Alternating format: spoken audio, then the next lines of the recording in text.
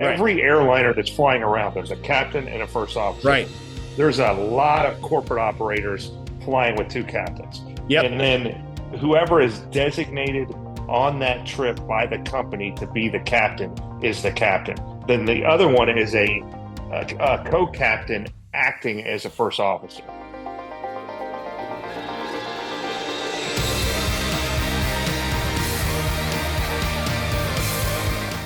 Hello, welcome to the Pro Pilot Playbook, where we give you the tips, tricks, and hacks to make your aviation career and entry into aviation faster and cheaper. I'm Mike Martin, and I'm here with my co-host. Hey, I'm Sean. How's it going?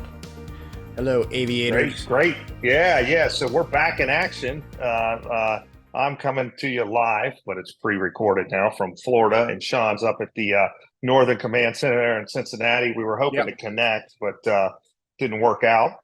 But we spent the last episode kind of talking about a bunch of questions just kind of pushed together because we're trying to get to as many of your questions as possible.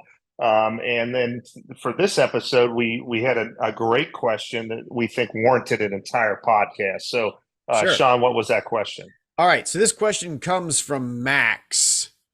And he says, hey, guys, I'm working on my instrument rating now. So good job, Max. That means he's most likely got his private pilot's license.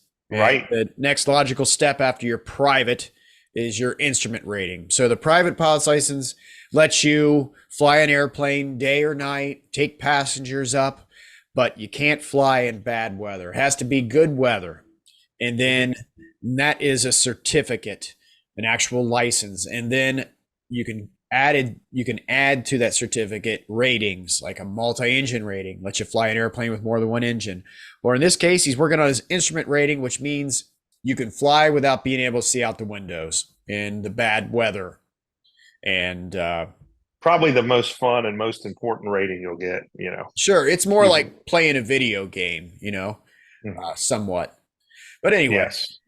I'm working on my instrument rating. I was wondering, what is the process and how do you upgrade to PIC? He means pilot in command, the captain. Right. PIC in the corporate world. In the airlines, it sounds straightforward, but I don't know how it works in the corporate world. Many thanks. Love the podcast, Max. So, that is a great question, Max. Great question. It's something I never even considered that folks wouldn't know, I guess. Right. Now that I think about it, it is something you wouldn't know because he says in the airlines, it's straightforward. Well, that's true. So briefly talk on that. You were an airline pilot. Yeah. So at the airlines, he's absolutely right. It's straightforward because it's almost automatic. It isn't. You would bid on it, but it's all seniority based. So at the airlines, when you're hired, you're given a seniority number and you live and die by that seniority number. It's how you bid your trips every month. It's how, when you move to a different aircraft, if you're flying the 737 and you really want to fly the 767, you can bid on getting a 7.6 slot, and based on how many other people bid for that slot and their seniority number and how you fall in there, we'll decide whether you get the slot or not. Same thing for what schedule you work every month. Every month you bid on your schedule of, the really senior guys are probably going to pick the flying 1 or 2 days a week that are day trips, just out and backs, where the guys with low seniority, the best thing they can get with their low seniority number, or with their high seniority number, I should say, the bigger number, they're going to end up doing the flying 4 days a week, or maybe even 5 days a week. And there's some overnights in there, everything is based on a seniority number. So usually it's pretty known at the company. Every month a list will come out on the upgrades, and you'll see the seniority numbers that just made captain, that went from the first officer or co-pilot to captain. So you'll have an idea of where you fall in line, and you'll see it getting closer and closer. And, at that point, you'll put a bid in for captain. And Some airlines, it doesn't even have to be the airplane you're flying. You could be on the 737 and you were holding out for a captain slot on the 7-6 in New York when you're based in Atlanta. And now not only are you getting captain, but now you're going to school on the 7-6. So it's all seniority based and it is straightforward. There's no merit involved. So you could be, just for example purposes, you could be the worst pilot at the company. The guy nobody wants to fly with or something. Who knows? Whatever. You trash every interesting system. Yeah, you trash every hotel room the crew's at. You've almost been fired 3 times. And you have body odor. Really right, bad yeah. body odor. You're the smelly kid in class. Yeah, whatever. But if your seniority number is up for upgrade and you bid for it, you're gonna get it. It doesn't matter. So that's what he means by saying it's straightforward at the airlines. Yeah. So not quite the same at a corporate operator or even not even close. And we could, and we can expand your question. Actually, the subject line of your question is Captain Upgrade 91/135. I was going to say, let's expand this into, the 135 world as well. Not just 91 and 91. So those numbers, I'm sure somewhere we've talked about this. Those are the 3 main slivers of the aviation industry.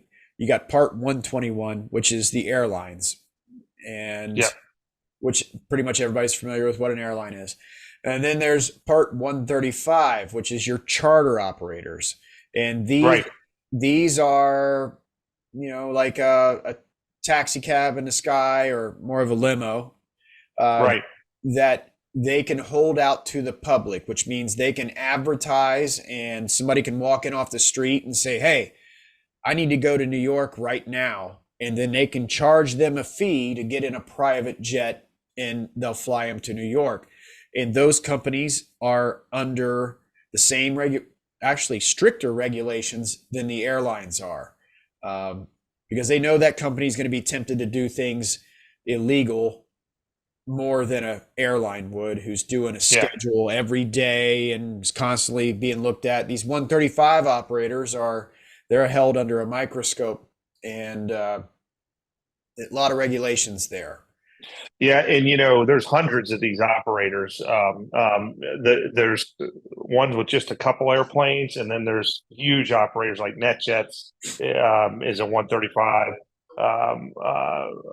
FlexJet, that's another huge operator. Wheels Up, really big player in the business. There's a lot of really large ones. So right, and those companies, and those companies are getting so big now. When you're talking about the FlexJets and the NetJets, and these guys have almost formed their company around the same idea of the what the 121's doing with seniority. Right. As a matter of fact, those guys are all just current event. It's beginning of March 2023. Those NetJets guys are all picketing and they're fighting for a better contract because they see what's happening in the airlines right now. There's a lot of money being thrown at pilots, like $150,000 sign-on bonuses. Crazy numbers. Yeah, it's nuts. Crazy. And these NetJets guys who are, that's a career move. Those guys, most of those guys, especially the senior ones, they're not going to run off to a Delta Airlines. They've got too much time in there. Right. And they're at the top of their seniority list, so they can get good trips, or they can be on the best airplane. They can have a lot of time off, and they're making decent enough money, but it's not quite the same scale as the airlines. So those guys are, all riled right now. Yeah, and Sean and I have a lot of experience with this because we actually worked at a large charter company that got absorbed by one of the big ones that we mentioned. And I would say I would say that upgrade system at a large charter company is kind of a hybrid of the airlines. It wasn't 100% seniority. Seniority played a big role, but it was also merit. where if you were a first officer, flying these high net worth people around, and the captains weren't liking how you performed, you would never upgrade there. It didn't matter how long you were at the company. Now, as long as you performed at a level that they wanted you to, perform at, and were safe and showed up on time, and really did a good job, which is the way it should be. When the movement happened, and guys either moved on that were captains, and then you moved up as a first officer, then you would be then selected by the management to be a captain. And that was based on the management's opinion of you, based on the other captains that you flew with. So really, to be honest with you, in my opinion, it's a much better system. It's not 100% seniority. Would you agree, Sean? Yeah, yeah, and but when you say large 135, when you're talking, just to clarify though, when we're talking about like NetJets and FlexJet though, those guys truly are trying to follow a seniority based thing. Okay. Yeah. Those guys, yeah, they're that's a different world. Actually, technically, I think they're operating under those because most of those, well, not NetJets. Yeah, I don't want to get into that, but it is 135 rules, but they are. I know NetJets for sure. They're seniority based, but the 135 stuff, like your mom and pop airports, maybe they own an FBO and have a couple jets because they have a charter certificate and they do charter, and your medium stuff, but it is not totally seniority based. It's merit based. They don't have to follow that whole seniority thing, and I'm sure they try. I mean, they want to do their guys right, but it is so customer service based to be in one of those jobs. They're really looking out for the company, because you are the face of the company when you're dealing with these high end guys worth millions of dollars. If you're the guy who's showing up at work with a bad attitude, and typically it's the captain dealing with the passengers for the most part, they don't necessarily want you in front of their customers, so they may try not to upgrade you as quickly, and yeah, that kind of thing. It's you got to be the right kind of guy for that job. Not only be a good pilot, but also be good at customer service type stuff. Yeah, exactly. Yeah. Now, one thing to touch on, Sean, and I know now, because the industry is in crisis, the airlines will hire captains, but typically that's not the way it's done, right? Everybody starts at the bottom and works their way up. Yeah, right? It used to be, Mike, when you and I were starting out, if you saw an airline, my cousin, who's a captain at a major, both my cousins and my uncle were all airline pilots. And I remember him saying, you got a pedigree there. Yeah. My father was an air traffic controller in the Army too. Wow. He never pursued it afterwards, but anyway, I remember him when I was coming up through everything, learn how to fly. That was one of my questions for him. Like, do airlines ever hire captains, just new hires? And I remember him saying, if you ever saw an airline hiring a captain off the street, that's a red flag. Run. You do not want to work for that company. They're in trouble, and their clock is ticking before they close the doors. Now, I mean, in this environment we're in, you got regional carriers that would most likely, as long as you have some 121 experience, the email I was just reading from, somehow I got up on all these lists of these regional. I think it was when we were building the ProPilot Playbook program out. I was trying to see what was going on in the industry. So now I get all these emails, unless they're just pulling the pilot registry stuff from the FAA. Right. I'm getting all these emails with, offerings from the regionals. And like I was just saying, there's $50,000 bonuses, $150,000 bonuses. Some of them are trying to steal captains away from other regionals. So if you have so much PIC 121 time, you can get hired as a captain right onto this other regional, and then they'll throw you $100,000 trying to get people over there. Right. But there is some of these regionals that will, as long as you have, I think it was 1,000 or 1,500 PIC jet, and at least, I don't know, 5,000 hours total time or something. These regionals were hiring captains off the street, and that's I guess that's just the world we're living in right now with the pilot shortage. It's Yeah. Right. Right. And the reason what I wanted to parlay that into is um, corporate is not like that. You try to promote from within, and when I say corporate, I mean now you're just flying for a company. So say right. you're flying for Which a is the Fortune last, which is the 500 last company. sliver. We talked about 121, 135, uh, Right. which is, your it's for hire jet, under all the legal regulations. And then the last one is Part 91, which means all private. One company or a company owns a jet and they hire the pilots to fly that. Those pilots are the company's employees and they only fly the company people or maybe the owner or something. They can't fly. There's a lot of strict rules. Like the owner can't have his buddy come in and pay to use the jet or anything. Now, the owner can let his buddy just use the jet, but you can't be You holding can't out to rent the, it. yeah, you can't rent Right. it. You can't hold out to the public. It's just for that private company's stuff or their personal trips. Yeah. Yeah. So just to so everybody knows what we're talking about a lot of big departments like companies you all know like Google, Microsoft, Apple, Facebook, anything on the S&P 500. These huge Procter and Gamble, these Johnson and Johnson, Pfizer, right? They all have a big department with multiple pilots and each there's no mold for each one. I mean, internally how that department was built, they handle how the upgrades happen within the department. Some of them, what you're seeing now, I don't know if you're seeing this, Sean, though, from what I hear, my guys at these big time corporate jobs, they're the jobs are so good, they're basically hiring captain qualified people right in at the right off the street. And so you're already a captain. You may have, say you're operating a G650, they may hire a guy with a bunch of G650 time, but he's at the bottom in the company. He's captain qualified. But Sure. yeah, yeah. So it all is just kind of based on pay.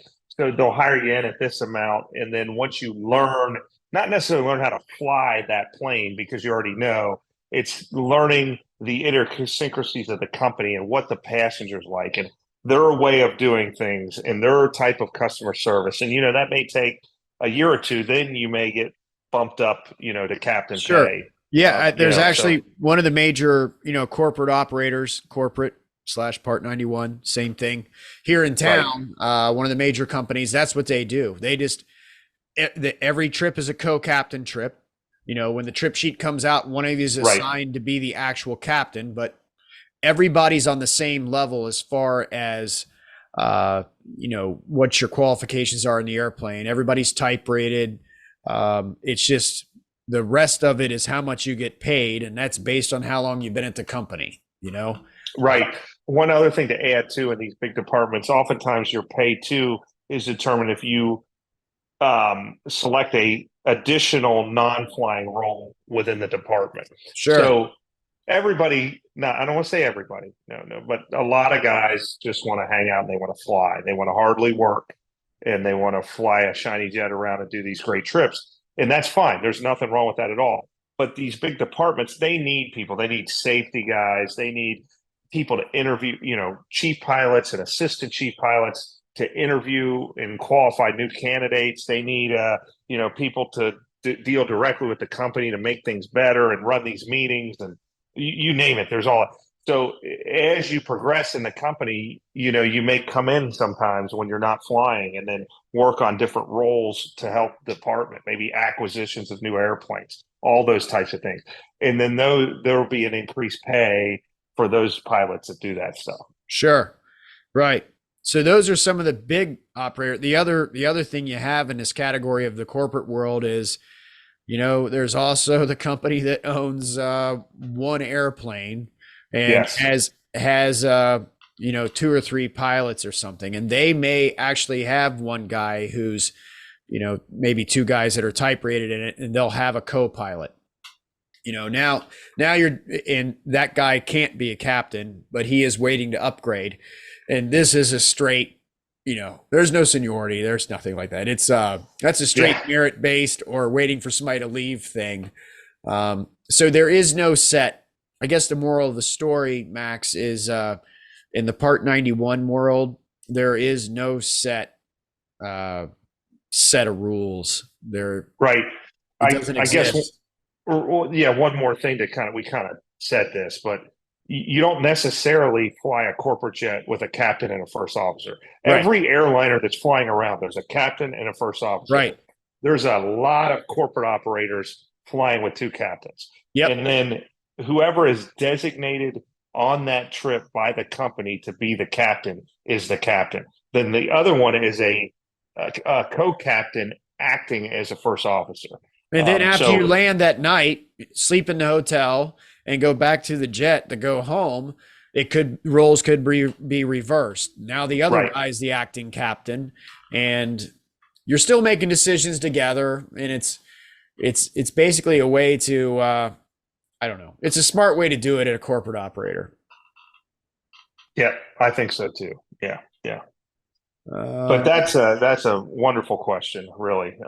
Anything like that you guys see or are curious about? It doesn't necessarily that's just something that somebody was curious about, and that made a great episode. So please send those out. We love them. We're getting back in our groove.